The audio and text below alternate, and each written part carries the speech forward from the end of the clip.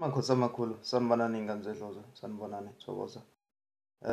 Namhlanje nibingelela umkhulu wasemakhosini uNdaba Enhle exoxa ngofakazi.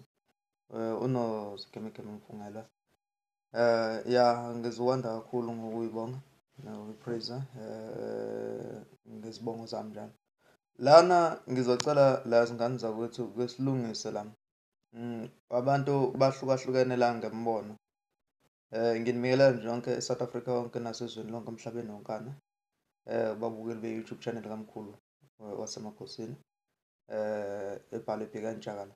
Lana-ke ngane zakwethu ngizocela sikhulumela ngokuthandaza. Ukumisa kwezandla zakho uma uthandaza kuyini? Kubaluleke ngani? Right. Okokuqala la, uma ngabe umisa izandla uzihlanganisa amaqhitana bese uzibhekisa phezulu. Lapho fune uwazi, take a note.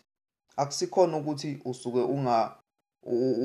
uzivalile ungalindele ukuthi uzoreceive anything. Kepha usuke unxusa mangabe wenza njalo. Usuke unxusa kumdali, unxusa nasey'dalweni zakini, ukhuleka uthandaza.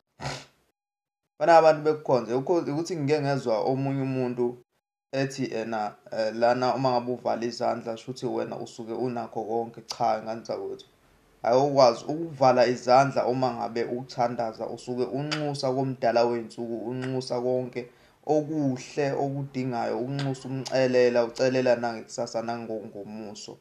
Bese kuthi laba yivulayo-ke usuke ecela ukuthi makubekwe-ke into esandleni sakhe, ecela nje, esecela ekuthenini-ke akeke kube khona uJehova amamukelisa khona. Suthi ngamanye amazwi uyazi beka izandla zakhe azivule kanje. Bese kuba khona le ndlela othola ukuthi kuphakamisa izandla. Kuphakamisa izandla, abanye baze bayi-wave, ziwave kanje.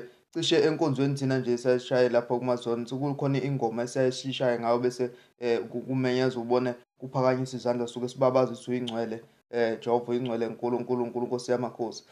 Lokho kusuke uworshipa uNkulunkulu. Ngaleyo ndlela ubabaza ubukhulu bakhe, ubabaza amandla akhe.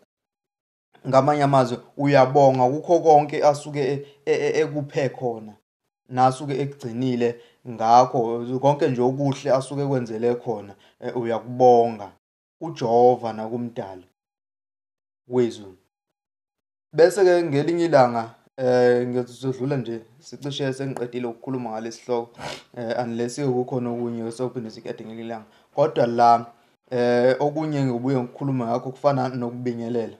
So sikhulume ngelinye ilanga ukuthi uma ngabe umuntu ubingelela le ndlela esibingelela ngayo yamanje nendlela yakudala, into ibaluleke kangakanani?